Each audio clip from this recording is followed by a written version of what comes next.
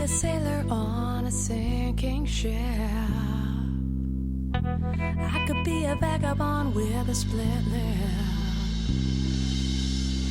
I could be Supergirl, but you wouldn't know. Look inside of me and find a brand new show. So don't fall apart on me. Don't fall apart on me, 'cause I'm wrapped around it.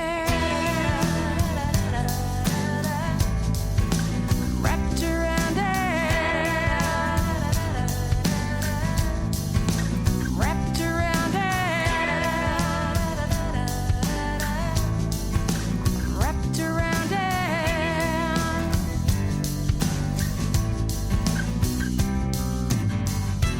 I could be a gypsy dancing on my moon.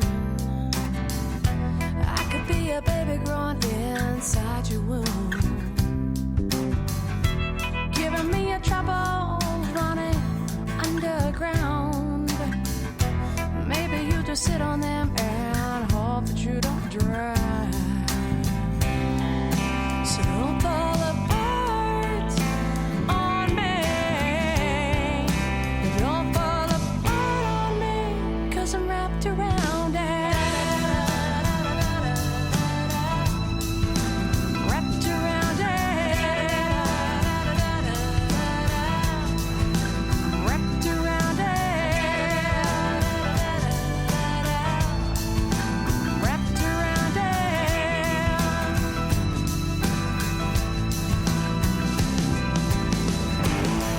I will fool you, baby, or instead, maybe, or shake the town till it's been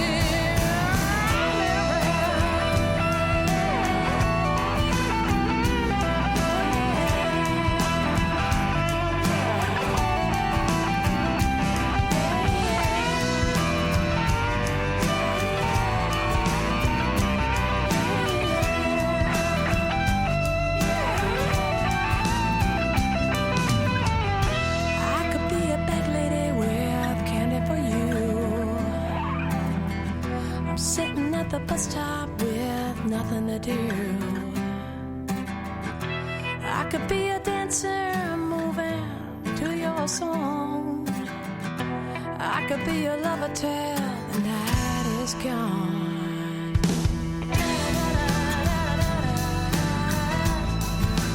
Wrapped around it. Wrapped around it. Wrapped around it. Wrapped around it.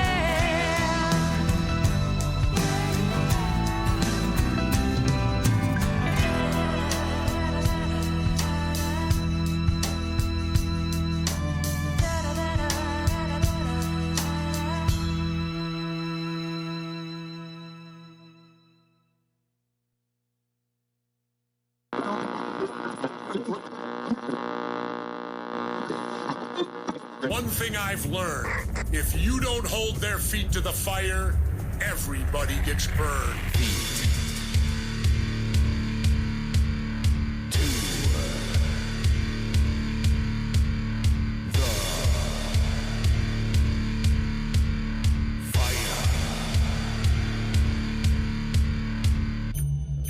Hold on. Before you start waving around that freedom of speech thing, when you're in a crowded movie theater and you scream fire, you better be able to smell smoke. You come on this radio show and you start saying incandescent things like that, you better have more behind you, pal, than just your thumb.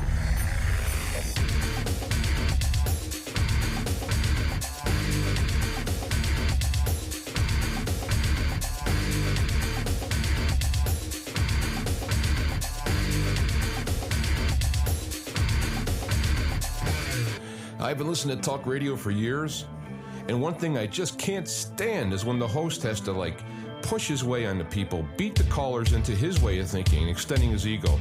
Or when the callers call in and say something so outrageous and the host lets it go unchallenged.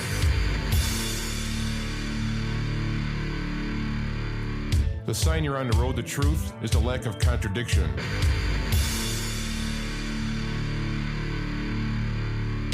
You want to find truth, you just don't simply believe somebody because of their authority or their degree, or you listen to what they say, you test it against reality, and you hold their feet to the fire.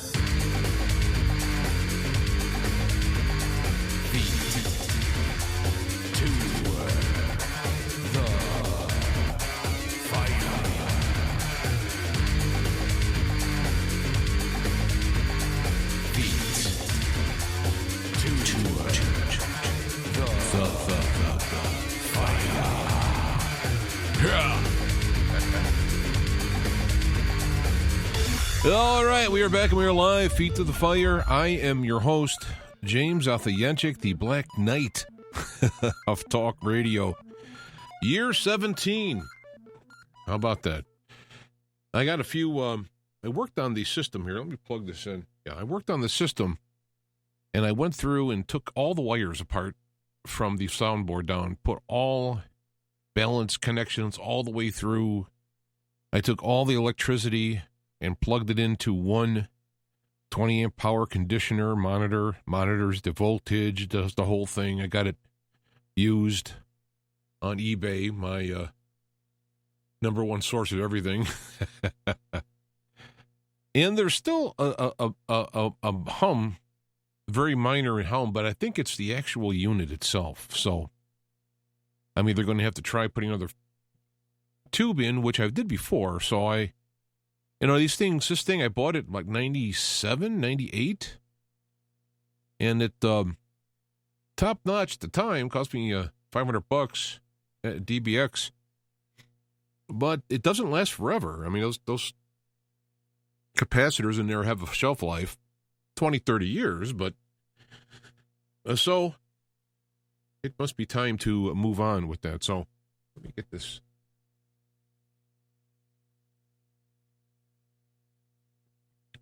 So anyway, but there's no buzz, no ground noise, and I'm very happy about that. Got my main computer up and running again. However, it's still something problem with Windows. I think the registry got corrupted, and that is going to be a problem. So I'm going to have to reinstall Windows. But before I do that, Richard Allen Miller is going to be here for a interview next Sunday, which would be the 30th. We will do a live Richard Allen Bedillion Miller. Bedillion. There's an inside joke for those who are John Wayne fans in the movie El Dorado. The James Caan character had about 5 names. Alan Bedillion Traherne, I think was his name. And so I was thinking Richard Allen Miller, Alan Bedillion Traherne. Anyway, he will be here for a live impromptu interview. I have sending him some questions. I sent him one. I'm going to write up several. So if you have a question you would like me to pass along to the Doc Ram, during the Miller Time extravaganza, send an email to jjancik@protonmail.com, or you can go to the website Feet to the Fire Radio and send a email through there, James@feettothefireradio. Either way, it'll get to me. Trying to get away from Google these days and so forth. So anyway, to my list of stuff, I'm going to switch my screens here. Everything seems to be fine. I'm going to have to check back in. Let me plug this in. It's easier on my neck to be able to see it on the main screen. Then I can't monitor the broadcast, so we'll just have to hope that all works out. I got a few things to talk about, then we're going to get into the main topic, but I have some news items. You know what? I'm hearing that breathing here.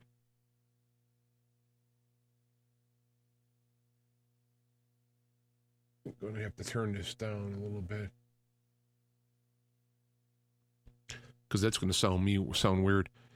50 years ago, the sugar industry quietly paid scientists to point the blame at fat. Now, I heard about this for quite a while. In fact, if you have frequented any of these fads, I shouldn't say fads, diets, Atkins, the, I can't think of the name of it now, more generic phrase, and it's, of course, escaping me. But it's the whole idea of that you get rid of sugar, carbs, that is, and you use fat and protein. Well, the whole problem all along has been sugar, and up there this is NPR story, so it must be true. So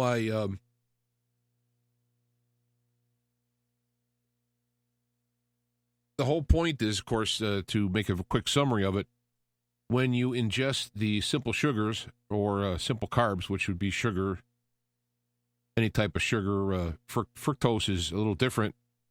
It's a toxin. It's digested by your liver.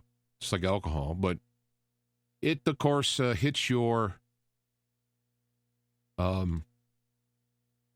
insulin, get your insulin going, which insulin is what's needed to create the energy into fat on your body, that is.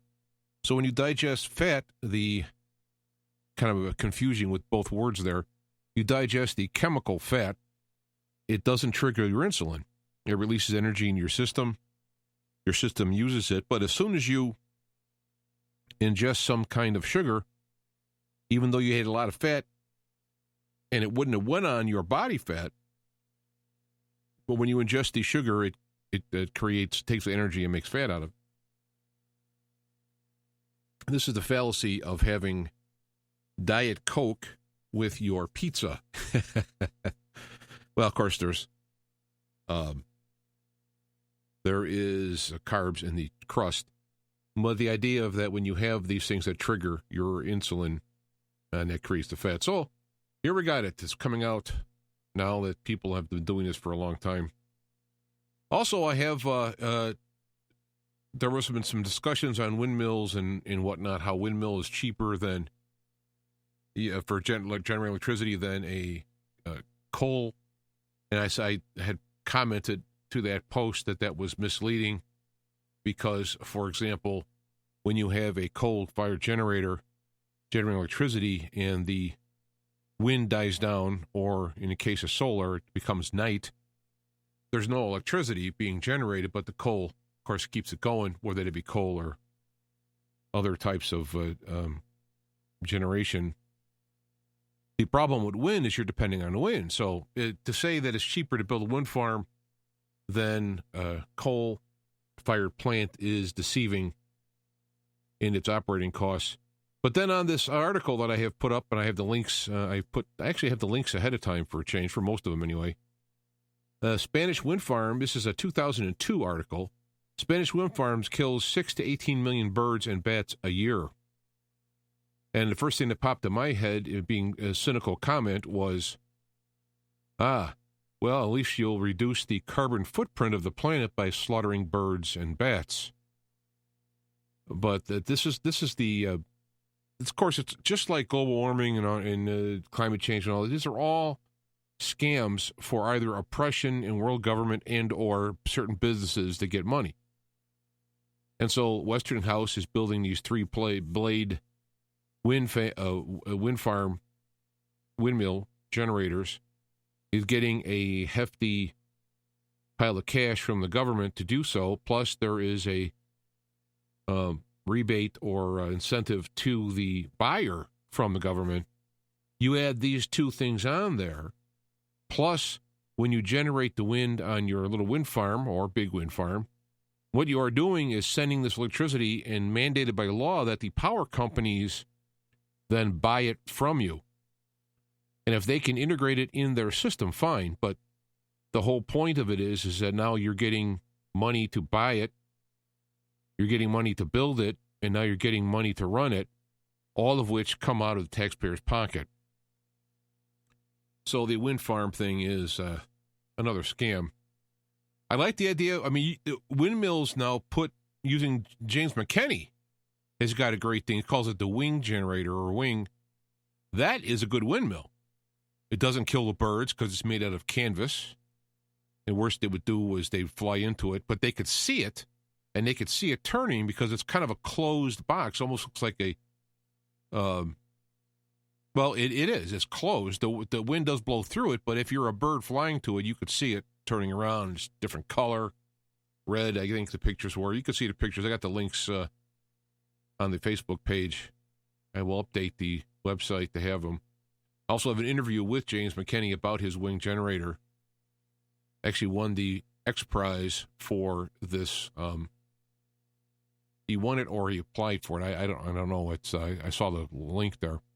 So that's the problem with the whole wind or solar power, the carbon footprint, the carbon taxes and all that. It's all a bunch of crap. It's all meant to get people rich or power. So that is that. You notice we're not at war today. At least I haven't checked. It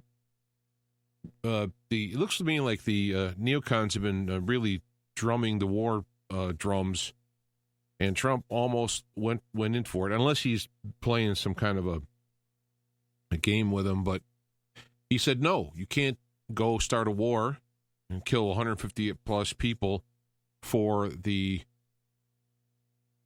drone, which may or may not have been in airspace. So, I mean, it's good. It's good that we, for the first time, I think, I don't know, since 9/11, for the first time, we ended up not bombing somebody after being provoked into it, either by subversion or silliness. So there we go.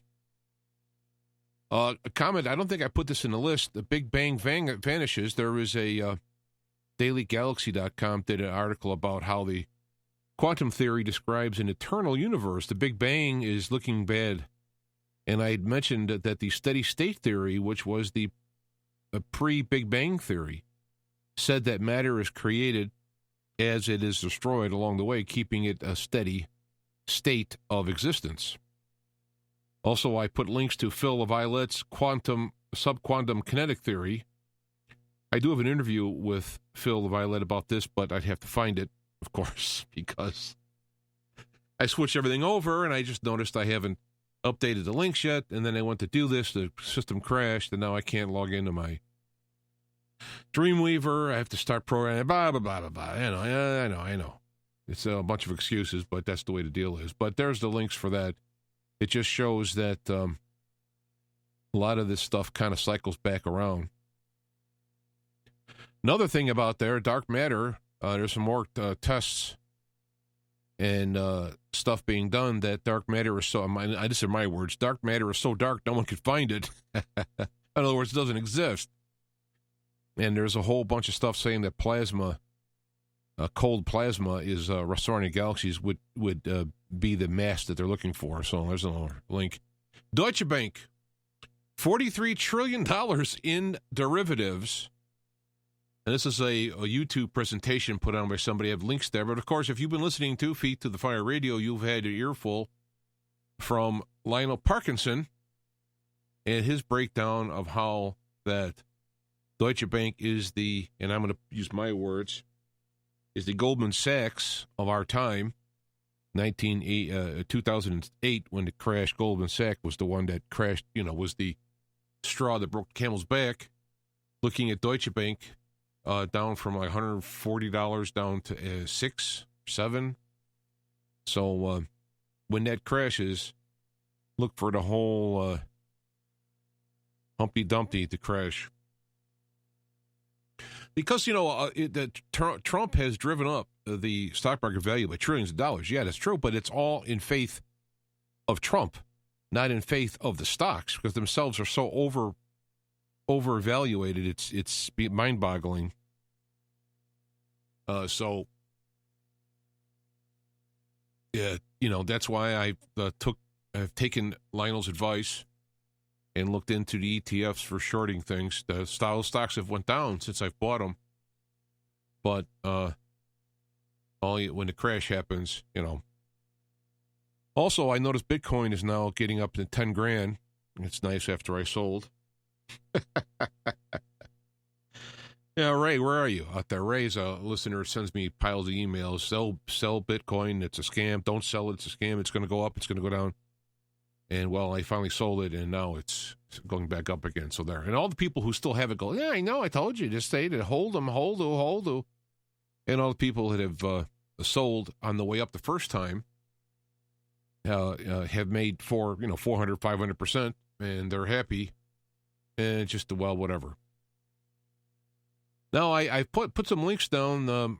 Ice Age Now, Robert Felix. I've had him on Feet That Fire. I have links I should put up, of course, when I find them.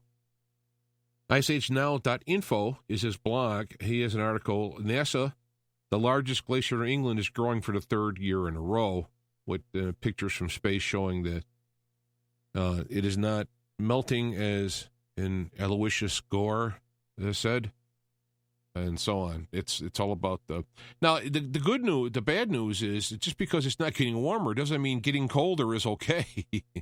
We're looking at possible mini ice age, and I say mini, even that's hoping it's only mini. And the modern minimum, the last little mini ice age we had was quite devastating. A lot of people dying and crops failing for like 10 years, I think it was. So it doesn't mean, see, global warming, yeah, we're cooling. Okay, so, but the bottom line is it's not done because of humans. Not that I mean, if it was humans, it'd be easier to deal with, I think, than the fact that the sun and the universe is the one dealing with it. So I think that, worst core for car. I mean, I drive to Iowa and back, and I'm going for square mile after square mile of nothing. There's no corn. There's no soybeans. Nothing in the ground, water. It's and that's just a small area. Now I know maybe other areas, Kansas or I don't know, are better, but not good. Not good. Now I'm going to switch to finish up with the news and in my Extreme Left Watch page I have on Facebook. I've been putting some of the more ridiculous stories over there because I'm tired of seeing it on my own page, but I still want to bring attention to it. For those who follow Extreme Left Watch on Facebook, they're seeing these articles.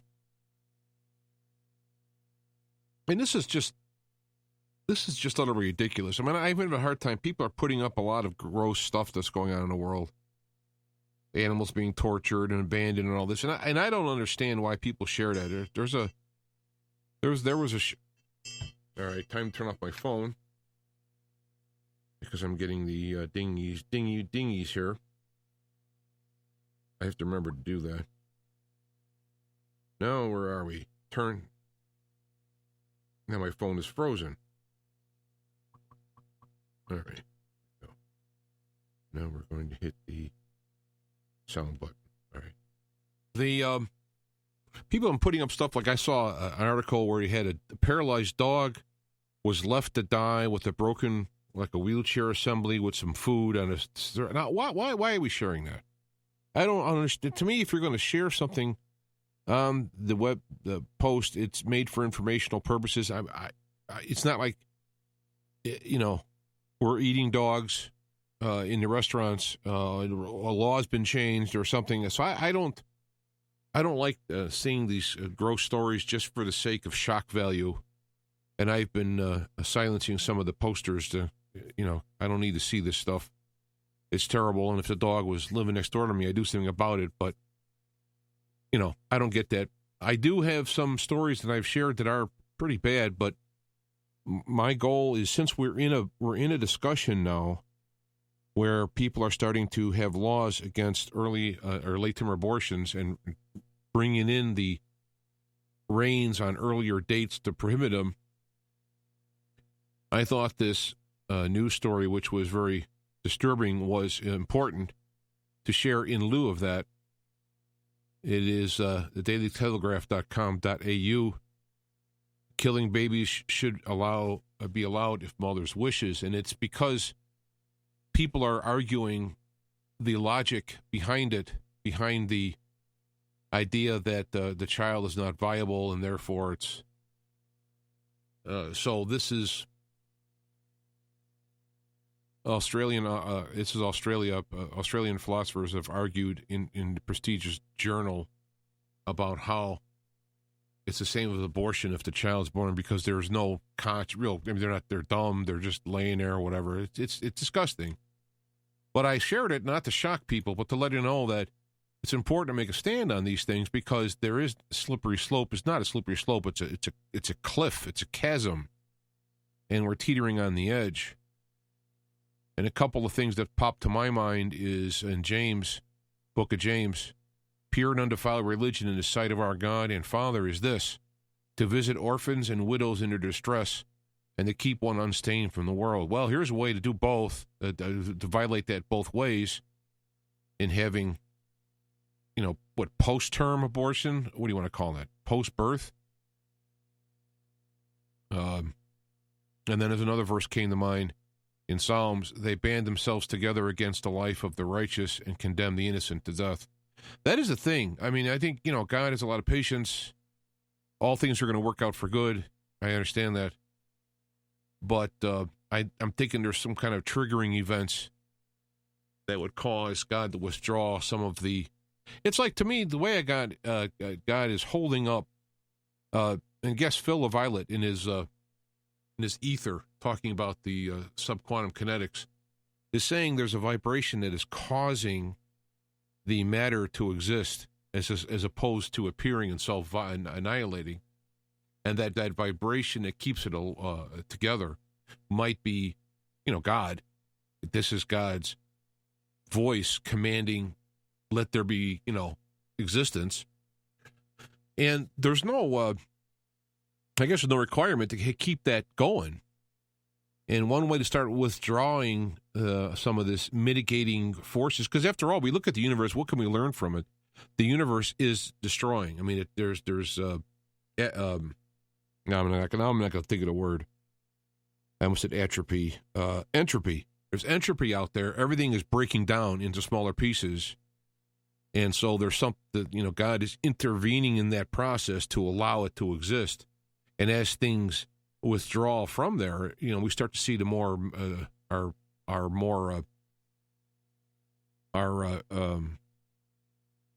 volatility, or mortality, I'm trying to think of the word, that will come from it. So, I mean, killing the innocent's one good way to lose that intervention. So that's why I think it's very important. It's kind of a litmus test throughout history. And keeping in with this theme, again, not shocking, but letting people know where we're at in time and when we have to constantly push for this. I mean, what can we do about it? Write your congressman, come a congresswoman, whoever, and say you want this. I mean, if nothing else, you're making an audit trail of yourself, and when it's brought up in public and people talk about it, you let it be known. And you're doing your part in spreading the word on it. There's not much you can do other than to let that be known and not participate in systems that do this. This is why the amendment to not use taxes for abortions is so important. Here's a quote from Joseph Mengele. Now, I haven't seen this quote, backed it up. But Joseph Mengele does not have a great reputation. Justifies the slaughters of babies, claiming they weren't fully human. And it's in 2019, Dr. Ralph Northam justifies slaughtering baby, claiming not fully human. You can see how it's a slippery slope. Another thing, because of the attraction to communism and socialism, not that capitalism is automatically moral. You have to be moral in any ism that you're in. All isms without morality, without God, will fail. And, we're seeing the throes of it here. But there's a picture back in the day when children need to be taught the real history of the world. They need to know that what happened in the past, what has happened in the past when only the government had guns. Of course, the government now has a lot stronger weapons than guns. Microwave radiation and so on and so on. So it's perhaps not that,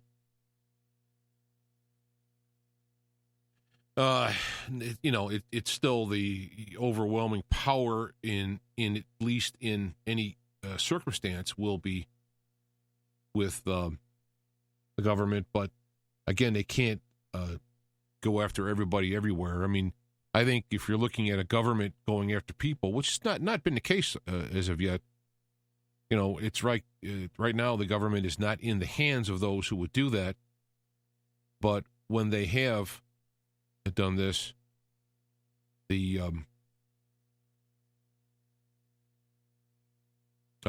I'm looking here. Yeah. I have in the chat room today, Charles is saying, I completely support our president's decision not to attack. I got caught up in one of their wars from 68 to 71. Came home very anti-war. Yeah, that's true. I have a friend of mine who was Vietnam. I miss Vietnam by a day.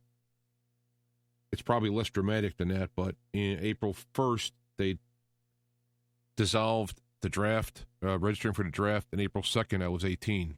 So probably wouldn't have got drafted anyway. At that point, it was winding down, but still, I remember growing up wondering if I was going to be drafted into this. And so, but so far, no war. It's like today we haven't gone into war. That's a good thing. And I just pray and hope that's the case. I mean, think about this. Everyone is going for war. They've come up with their, be it true or be it exaggerated, how they shot it down in enemy space. They did this and that. What else we got to do them? The generals are, yes, we got to kill them. We got to start a war. We got to do this. We need to be punished. And then Trump says, how many are going to be killed? About 150. Well, it's not right. It's a machine that got shot down. We're not going to kill 150 people. Where have you heard that? If for no other reason, you don't like how he talks, whatever kind of stuff, this guy, every other person from Pence down, the Republican Party, and any Democrat would be firing the trigger. And I think they were hoping he would so they can come down on him. But they themselves would have done it as well. So God bless the man for that. I mean, right off the bat, that's, to me, that's covers a lot of sins. But let me get to the point here before it gets too late. I've been doing a lot of thinking about this. I mean, it's just not an unfamiliar thread of thought for me, but I wanted to put this out there. Many people, preachers, atheists, and everyone in between have been defining who God is. And I wanted to mention that in the beginning, when people were very primitive, they needed God to do two things. One, to explain the processes of the universe around them, the world around them, and what they might do to influence these processes, and i.e., in other words, influence God to bring rain, stop the rain, etc. Also, they needed God for some kind of afterlife, because when you get to be conscious and you start to realize death, you go, wait a minute, I don't want to die. I kind of want to stick around. And so, as the secular humanist atheists say, God was invented to fill those two roles. And now that, because we are so wise and wonderful in our science, we don't need to have God anymore to explain the rain and how to stop it and help it. And now with the transhuman movement in going to download yourselves into computers, etc., they're striving to get rid of the last point. So they no longer need God. But I want to go back to the founding of the country. There was a group of people, most of them, or many of them, were the Constitution authors, were deists, which that doesn't exist anymore, but actually it just morphed into more of a New Age thing. The deist, in a nutshell, said that God created the world and then either went on to other things, or perhaps the creation of the world was for us. And it's up to us to take it over or further it, do it whatever we want. Here's the deal, and goodbye. So you have the people wishing back in the deist day, they were going to, their goal was to become God. And if you look throughout all of history, you see man trying to become God. And this is where the word we're going to be talking about today, anthropomorphizing, No, I practiced saying it. Now I'm looking at it. I can't say it right. This is dyslexia. Anthropomorphizing or anthropomorphosis. Gosh. Man. Anyway, that is the word that they're, God laying the attributes of God on a non-human. In this case, we're talking about God. And in fact, I believe if you look in the basement of the Capitol building, you'll see a statue of George Washington, where he was. I think it was done after his death, if I recall. It wasn't for him, but that part I'm not familiar with. Is where you have him becoming God. I mean, it's the idea of the deists were to sit in that space that God vacated, which has now sort of gone into the New Age point. And if you want to throw transhumanism in there, now we don't even need the spiritual transformation into the God. They could just stay machines or whatever. And become God over this universe by power, guns and rays and whatnot. So that is the aspect of it. And God has been in the background, allowing us to do what we want to do, because as I read the whole idea of creation is God made the world, and there are set in it the criteria to learn how to do things the best way. Since God created it, there's the best way. And it's not that things are good that are bad, like, it's bad to fool around with, outside your marriage or whatever. It's not because, you don't want you to have fun. It's because the system was made for your people to bond together to one, and to go around against that causes trouble. I mean, I just threw it out for example. Well, what we have done is, when we're trying to figure out what God is, we have made God basically a big human, King of Kings. He's the Lord of all the lords. He's the omnipresent. Well, that one's all right. He is the omnipotent. He is the most powerful of powers.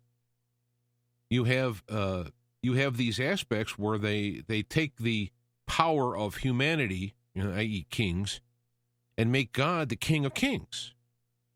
Well, I'm not going to argue with that. Technically, this is not doing God any justice.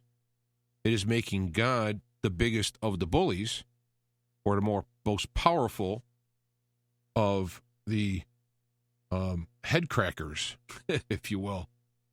God is not powerful we don't look at God in terms of power because he's got a bigger stick than anybody. The point we look at God is because God has created this system with a point, and so we want to learn his ways, to use some biblical terms, and thus prosper within the system. Now, if somebody learns his ways and prospers, there are people who are trying to steal and partake and get things on their own without learning the ways, and then, of course, they make trouble. So that's a lot of the problems, and this is why you heard phrases in the church like sin is causing the problems. But I wanted to bring your attention to the concept of we're making God. So how do we find out God's attributes, the anthropomorphized, version of God? How do we find that out? And what I have done over the years is I have used the devil. That's funny, huh? I've used the devil in that I invert the characteristics of Satan or the devil or whatever. I've inverted those traits to find out what the opposite is. And those traits would be traits of God. So if the devil and his minions would use power to force people to do their will, God would be the opposite, which would mean not forcing people to do his will, what he would say what it was, but allowing people to find out what happens and why his will has been made. Like, you shouldn't kill any people. Well, there's a lot of reasons why you shouldn't. I mean, you can kill somebody and then they come kill you, or they can kill a loved one of you, or they can maim you because you tried to kill. You can die in the process of trying to kill somebody, et cetera, et cetera. There are many reasons why you shouldn't kill other than the fact that God said, don't kill. And that if we look at the oppositizing, inverting Satan would be a better way to learn traits of God. Now, in the Bible, they're talking, and I'm not a big, Bible thumper here, but in the, let's see if I got a couple of these quotes I wanted to go on. One of the more common, well, I'll get to that one in a minute. That one's longer, so I'll do the shorter one here. Cutting and pasting. It's in the list. Isaiah 55, 8 and 9. Interesting enough, if you do the Holy Virus interviews with Lionel, a lot of the Old Testament stuff, according to Lionel, has been contaminated with the Holy Virus from the Babylonians, which I say go back even further than that. But Isaiah is one of those ones that have some and have isn't. And it's interesting that once you're trying to look for this inversion of Satan, it also kind of shows what potential verses might have been tampered with. This not being one of them. It is, my thoughts are not your thoughts, nor are my way your ways my ways, declares the Lord. For as the heavens are higher than the earth, so are my ways higher than yours, and my thoughts than your thoughts. The longer version of this is found in Job. If you start reading at Job 38 onward, it goes on for quite a long thing. The idea being is that we cannot see God, because we're a creation in God's image, does not mean that what we are God is. The image of God, I think, is what they mean is God created our images. We have the ability to create and choose how to do things. We're not programmed. We look at the insect world, you have programming. You have, what did they say it? Evolution, instincts. Okay, those instincts are programmed in. Humans have instincts that are programmed in through birth, through DNA, and through being raised by parents and whatnot. But those can be overridden by the spirit inside working with from within to overwrite them.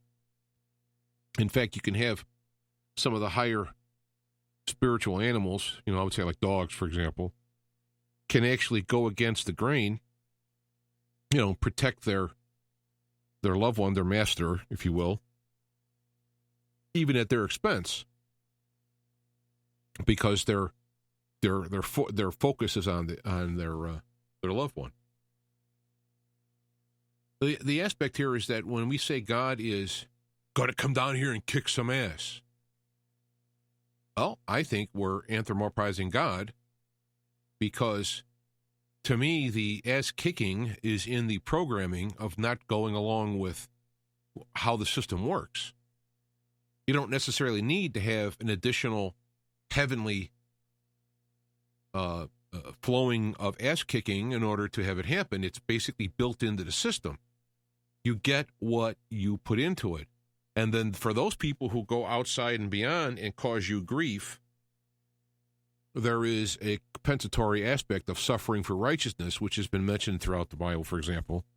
There is a compensation by God for doing the right thing, even though it may get you in trouble, as you grow out from this, either in this world or out from the world into the afterlife. So when you start looking at the aspects of God, we don't need to have him come down and do these things. It's to me, God, when he created the universe, I kind of look at it like, if you look at all of the future as a long bowling alley with a bunch of pins put on it, what God did was, knowing these pins and how they would happen or could happen, he had bowled the bowling ball in such a way to navigate these things, to knock them all down or whatever, or void them or whatever it would be, which would be a lot greater, I think, harder to look at God and say that he has created a mechanism, a self-adjusting, self-correcting mechanism along the way to incentivize for people to do the right thing for their own benefit in not only avoiding problems, but actually gaining in goodness, in good things, in goodness. And so when we read into God what we think God is, we tend to make him be a big human. Now, I had a couple of, because, back in the late 90s, I had this kind of crash in my life and in my own system. Kind of had my own kind of nervous breakdown in my world collapsing around me in many different ways, from my own actions as well as the actions of others. And as I kind of reinvestigated things, I started to question everything. And one of the things I question on is, is there a God? Is there anything? Does the Bible mean anything? Whatever. And as I went through, I used the lack of contradiction and the concept of, if there is a God, he's going to be all everything in the terms of all knowing, all loving, all positive type stuff. And I got this idea from a little incident from my father, who I had a microscope, and we were trying to think of things to put in there, and I forgot how old it was. It was under 10, and I was trying to look at things, and I don't know how the topic. I don't remember the details of what the topic came up, but looking at blood. So my dad takes a razor blade, because he's from a shaver, and he cuts his finger. A massive cut on his finger to get blood. He's bleeding everywhere. And not even thinking about it, because he was enthused about, me looking at this toy. I'm looking at his hand, and he went, it's okay. Look, what do you see in there? And it was like, I'm sure it hurt to some degree. And there was this excitement in me seeing these things, this toy. I mean, it was a tool, I guess, but it's still a toy, And he was involved in that. It didn't matter about himself. And it kind of just struck me when I was 3 thinking these things. Also, my grandfather, oddly enough, when me and my sister, who was about 3 years younger than me, we would, when we'd go to their house, sometimes we'd stay for a week or so in Wisconsin, where they had a retirement place he went to. I mean, it was his land. He retired there. And he would give us lifesavers, the little candies, but he would break them into 4s, which is kind of funny. He wouldn't give one lifesaver, probably because going through the depression and all. And he would put it in his hand, and we'd have to pick a hand in order to get the treat. And if we didn't pick the hand, we didn't get any. We always got the right hand. And then it just dawned on me at that moment that he had candy in both hands. And he'd have this little smile on his face, kind of a winking smile, knowing that there's candy in both of us, watching us intently trying to pick which one to get the candy, and then the happiness of picking the right hand, knowing all along it was in both hands. That is how I view God. God has, no matter what you pick, as bad as it is or as good as it is, eventually it'll work for good. But God has made it in such a way that if you do the right thing, at the time being the best thing for highest, best good for all involved, there is blessings in there. There's candy under the hand.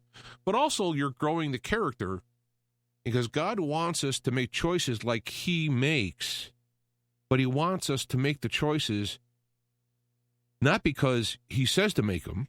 That would be like the devil. That would be like kings, emperors. He wants you to make the choices because in your personal development, you have come to realize that this is the best choice to make. In other words, he wants us to become like him. Well, of course, this is all biblical stuff, right? But I'm just using logic at watching reverse logic, again, looking at the devil as the inverse of God. That would see how that all fits, see how that works out. So if you want to, rather than just parroting what people have said, like the Bible has a lot of attributes of God, but again, it's from a human perspective, a lot of it. You know, most high and all this other stuff, which is true. But God is the most humble being in the universe because the arrogant wants to get credit for what he's done. So, you know, God says things in the Bible like, you know, hey, if you got any problems with your neighbors, leave your offering at the church or at the altar, go fix what's going on there and then come back here. He's more interested in you, in your relationships and getting things right and so on than whatever gift you give him. He's more interested in you understanding the methods and means of what righteousness is about, not about following some rules, not about wearing certain robes or not eating certain things as it used to be in the Old Testament, but now you have these churches who have all these, little rules that you do this, you don't have your hair this way or that way or all this nonsense. But it actually comes from your heart. And to quote from off the top of my head, I didn't have this written down. Jesus was talking about a contrite heart is what avails much, more than burnt sacrifices. And the guy who got it, yeah, that makes sense. That makes real sense. He says, you're not far from the kingdom of God. Because you understand it, that it's not doing good works or not saying good things or looking a certain way or whatever it does it. It is how you actually live out these aspects. They will know you by your fruits, not by their actions. So, and if you look at God, how do I know there's a God? I know by his fruits. I know by the actions, not by the overt actions of coming out of the sky and kicking ass, but how the subtle workings behind it. Let me give you an example. I mean, I'm not saying this is God, but it wouldn't surprise me. I'm working on my system and power went out, and I got a real nice preamp that it wouldn't load now because it's computerized. It's a digital system. It wouldn't load. It wouldn't run. So I tried to reflash the ROM in this item. Was not having a good choice. And I went to turn it on. It's supposed to turn on and then connect to my computer and flash it. It wasn't doing it. So I'm looking online for replacements, and I'm like, I just can't afford it. It's just too bad now. It's not that important. I do have another system I can listen to. And I've said, I'm not going to do it. I'll just have to wait and see. That's fine. That's fine, And I look up, the system's running. It's like, it's on, it's all set up, it's all working. I didn't do anything. So either it sat there and it connected and it flashed it like, because it was so messed up, it flashed it like silently, and then that's when it restarted and went on, which may have been the case. But, I also look at that as perhaps, a divine little present. Because God gives presents as long as you can. It's like if you can explain it away to something else, it's a possibility there's God behind it. Because God is not boast. He's not bold. He doesn't need credit. He is quiet about it. He allows others to take credit because the goal here is to help humanity not gain his own praise. When you're God, you don't need someone to tell you that. It doesn't need us to worship him and go, yes, I'm God, and here's all these people around me worshiping. That, again, that's Satan. That is the world. That is kings. That's the aspect of it.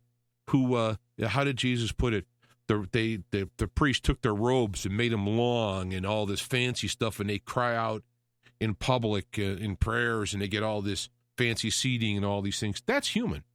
God is in the background, quiet, unassuming, not needing praise, his reward is our growth toward the principles that he knows we should be doing. You want to do something for God? That's why you help someone else in a real way, in a quiet way. I mean, it might be huge. It might be in a real big way, but it's quietly because you're not getting credit for it. You're not boasting about it. You're just happy to help the person. That's a gift to God because God is going, now you're acting like me. Now you're acting like my kid, Those are the kind of things. So if you were to sit, you personally, and what you the listener right now, were to sit and write down attributes of God, that would be very telling about yourself. Because if you're looking at God in terms of power, that means power impresses you. And that, the absence of power would mean the absence of God. And if God made the universe and it's working on its own, via like a Holy Spirit engine running things, and God isn't in there going, oh, I got to move this sun. Oh, I got to watch it. Oh, boy, well, this is going to mess up here, so I got to intervene here. It's all flowing. It's all in harmony. It's all working. I mean, the calamities that happen are planned. They're going to happen at a certain time. It's like, the way it reads for Sodom and Gomorrah is that God destroyed Sodom and Gomorrah. Yeah, I'm not saying he didn't, but what I would kind to look into it is that God knew that this comet was coming or whatever, meteor was coming. He taught a lesson to his servant to see, I'm going to see if I can get people out of there. Well, he did save a few people out of that destruction, but he taught a lesson as well in that aspects of it. So if the people would have followed, and I'm trying to think of his name though, not Job. I'm thinking of Job, so now I'm going to mess up the other name. God. Talk about God working with by the handicap. He's got plenty with me. Lot. There we go. Lot was going to get these people out. If I could find 100 people, would you spare the land and all this? Well, God knew that there wasn't hardly anybody, and that he did bring the ones out. They did follow Lot out of there and get away from it. So that's how I view events cosmically, is, it's like a clock. The clock strikes 12. Now, God knows 12 o'clock's coming. He also has planned for this time since the beginning. And because God is full of mercy, he's still going to try and get as many who don't take that path of destruction, which is their learning curve, the path they're on. And this is why I don't like to get into, if you don't do this, you go to hell or whatever, because to me, again, in my aspects of it, there's an aspect of God that if you don't follow these principles, try and avoid these certain things, you have to go through those bad things because it's a built-in learning curve. Because if you wouldn't have needed that lesson, then you wouldn't have ended up there. It's like when people say to me, well, what could you go back in your life and change? Well, you can't do that. First off, I understand it's impossible to go back and change your life. This is all hypothetical. But you can't go back and change your life because the wisdom you have gained through pain and the right changes choices you made, that wisdom would not be there. So in other words, if you went back again, you'd do the same thing. So that's why I don't beat myself up about the past, no matter what I've done, which is dumb or harm people or what have you. I can't change it. I can move forward. And for those individuals that I have harmed, all I can do is the best I can do as far as moving on from there. And that's where grace comes in. When you're the sinner, the one sinned upon has the grace with the sinner learning from the sin and both moving on. There's a blessing for the person who would forgive this, and there's a blessing for the person who learns. And then God is that buffer, that compensatory buffer that's in everything.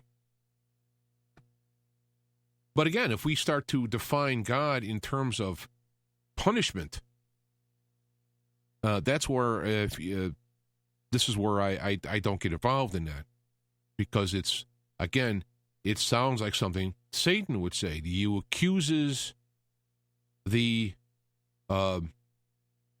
brethren both night and day. The accuser is Satan. Satan has a lot of hats, and unbeknownst to him, he is serving God's purposes. So at some point, I would imagine along the way, Satan will get it, but it may take eons as he travels down the Hellion route. And that's one other thing I want to say. When people talk about forever and ever in the Bible, I've said this before, you can look it up. The Greek words are eon of eons, in other words, ages of ages. And so it's a significant undetermined time. So if someone's going to go to hell for ages of ages, and it turns out to not be literally eternal, I'm not going to, well, okay, hey, sign me up then. Sign me up. Put me down. I want to go there because, well, heck, it's going to be for a hell of a long time, no pun intended, and very unpleasant beyond our measure. Well, okay, then I'm in. This is why I think a lot of this stuff is ridiculous, the legalism that comes across in it, which is why, for the most part, that if I was in any churches, I would be considered, a heretic, which is why I like going to them now and again if I could just be quiet and sing the songs or whatever. But I don't want to start talking because I'm talking here. So, I don't have to go in there and stir up stuff. I can do it here, and people can turn it off, or they can listen or do whatever they want. And again, when I go through life, if I am confronted, if I come face to face with a situation, then I'm supposed to act on it. I don't have to go out fishing for it. So this is why I do what I do here. So let me look to see what kind of text I was getting there. If maybe something I can address.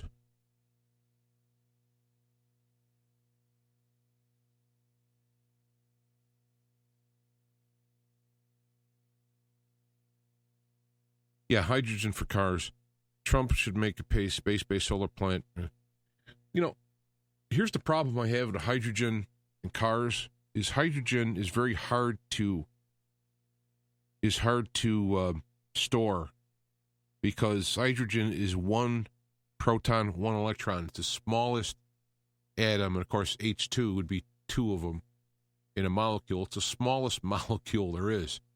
So if you make a tank of metal, hydrogen can actually sneak between the molecules and leave. That's why when you have helium in a balloon, helium, again, is two protons, two neutrons, two electrons. Excuse me. And that's pretty small, too. So helium goes through the rubber molecules in the balloon and eventually seeps out, which is why the balloons fail. Hydrogen is even smaller. So you would have to have something create hydrogen along the way and use it relatively soon because you're not going to be able to store it for a while. And the so-called generators, which, that you put in your car that creates the hydrogen, it gives you better mileage. That's true. It does give you better mileage. But, for example, the better mileage is because by injecting hydrogen into, and oxygen for that matter, into the intake, you're going to have a cleaner burn of your main power, which is gasoline, and therefore you get more energy out of it. It doesn't have anything to do with the hydrogen in some free energy. It's just that you're burning more efficiently. And that is why when you put those hydrogen units on cars, the more dirty the burn prior to the installation, the better the results. You get a super clean burning engine, you put it on, your results are going to be minimal. You put it on an old diesel or something, now you're talking because, the diesel comes out the end, and a lot of it's not burned. So I'll read what he put down there, and I'll look into it. But right now we have to, as far as if I'm segueing into current political things, right now we have to worry about not blowing up, not being taken over by the neo-Bolshevik, the neo-Maoist, neo-Soviet knuckleheads trying to push their way into power. We have to avoid false flags. We have to avoid all these troubles, triggering a nuclear war and all that, because this is the struggle between the psychopaths, Satan, if you will, and the other rest of the world who doesn't want to do these things. How do you fight off, Satan without becoming Satan? How do you fight a psychopath without becoming a psychopath? It's like these people who say these people, they raped and murdered children. Well, we should tear them apart. We should rip off their skin, set them on fire. We should, Well, who's going to do that? Do you want to actually do that to somebody? And then you got a problem. I'm not saying, this is where the idea of that you remove these people from society permanently. And I'm not saying I'm not opposed to the death penalty, but my point is you got to watch yourself, because in fighting psychopaths, you can become one. Just like, if you recall, that great spiritual movie Star Wars, when the Emperor wanted Luke to hate the Emperor, because he would use that hate to help fuel him going to the dark side, which is what he apparently did to the old man. And we have to avoid that kind of thing. And so putting them, removing them from society is an absolute must, so that they don't harm the society. They've proven that they can't survive in it. And I think if I can get a fast forward to at some point in the future, this is, I think, what God is going to do is the great choice, the choosing, the great dividing of choices on earth between helping one another in love and hurting one another in selfishness. That great divide will be made, and it's a time. There's a time limit on how many and how much is done, and it'll be separated, the wheat from the chaff. And then you'll have those people who want to engage in fighting and harming and all that. They'll all go together to a place where that's going to be the deal. There won't be any sheep to shear. It's going to be all wolves against wolves. And then the rest of the people who want to work together and behave and all that, they'll go to another place. This is the great divide we're in right now. I think this is what we're in. We're in the threshing floor is being threshed, I guess. And this is what we're watching. We're watching people coming out and making outrageous, evil statements. And like, what? When the child is actually born, you make him comfortable and decide if the mother wants to kill him or not? Huh? You couldn't have said that 15 years ago. I mean, it would have been unconscionable. Well, here we are. The divide is happening. Things are getting worse, and people are making a stand, and they're going, no, I can't do that. And they're making a stand to go on this side. This is what I think the whole point is here. And so right now we're in flux. This is why I'm not a fan of Q and all this other stuff, because all those people say, whether it be people who are reading in end time scenarios into it, the rapture is near, or Q with his people, everyone is saying like, okay, well, this is all going to happen. Well, we're in this flux now. People are choosing, and we could make it through to the separation, or we could die in the process. Whether we die of old age or disease or killed or whatever. This is what's going on. So I know God's will be done eventually, meaning that this whole time frame, the bell will end on the last semester of the last training period or whatever of this learning and separating into the two groups. It's going to happen at some point, and this will stop. So there's no doubt on that. Where it will stop, when it will stop, don't know. How we will leave here don't know.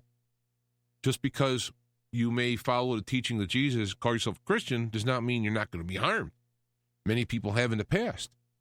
Other people haven't. It all depends. So basically my prayer is to God's will be done in my life, what's best I can do for God and, humanity. And I'm part of humanity, so I kind of would like, kind of like my stuff involved.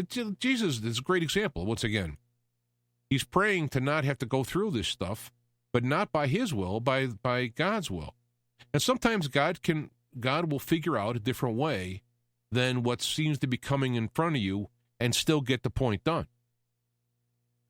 You can hit a big wall where you're going to come into your big test and you just can't do it. You're not up to it.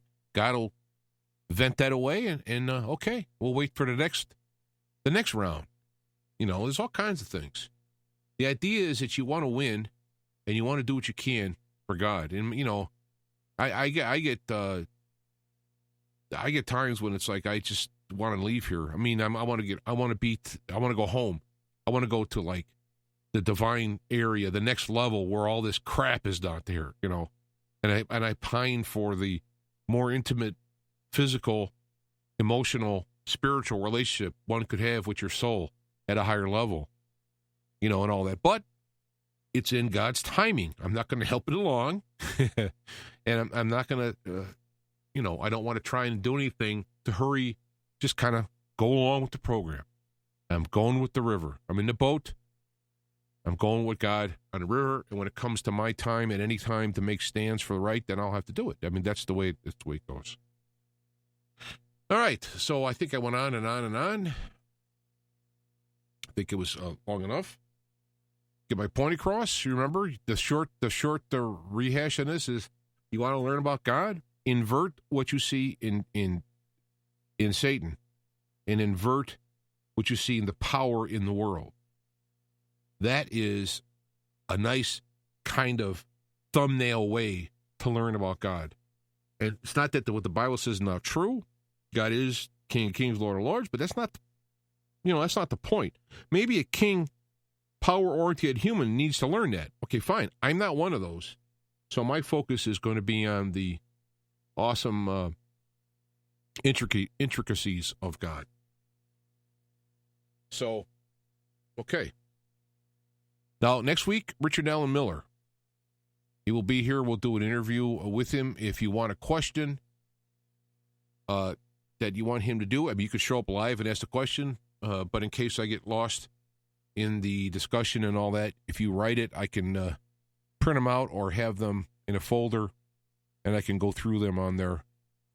Try to ask your questions with a point, you know, and say, well, so how does the holographic universe work? Okay, that's how many hours you want to talk on that, you know. Think of a point within that discussion, within that concept of what you want. Say you're already thinking about it, you got to this point, you're stuck, I want to know about this. That's the best way I can describe it because, you know, he'll go off forever. And I'm not saying I don't enjoy that, but, you know, then we're going to have two questions for it, and then with 2 hours are up, you know. So do that, write questions, be specific. Try to be specific as possible about certain things. Send them to either James at feettothefireradio.com or JJANCIK at protonmail.com. And that's how we'll get it. Plus, I do have all of the shows that I did in the past. They're not indexed, but they're all there. And if you send an email to and ask, I'll send you the link. It goes to a Google Drive.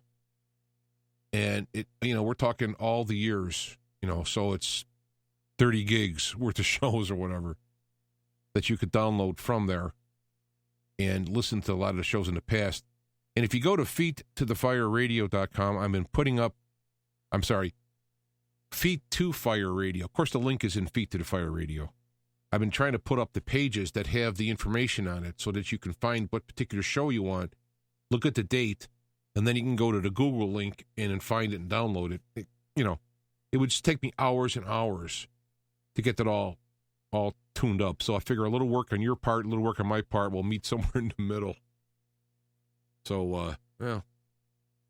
So next week, Richard Allen Miller, you remember that, is coming. Richard, I don't know what's going on here now. There we go. Richard Allen Miller next week, 7 o'clock p.m. Central, Chicago time. Send an email prior to it with any questions, specific as possible, and we'll see you then. Reach for the skies within. Feet to the fire. Year 17. Are we going to make 18? We'll see. It's been a rough couple years.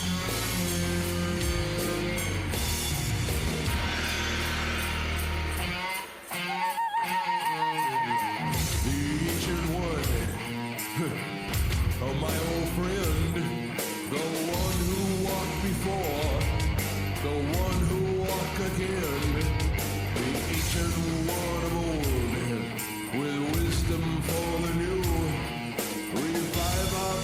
inside.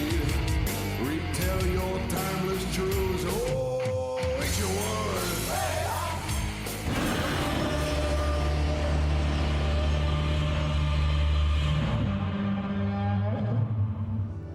Feet to Fire is a production of IPS Media Works on the OnSig Radio network of stations.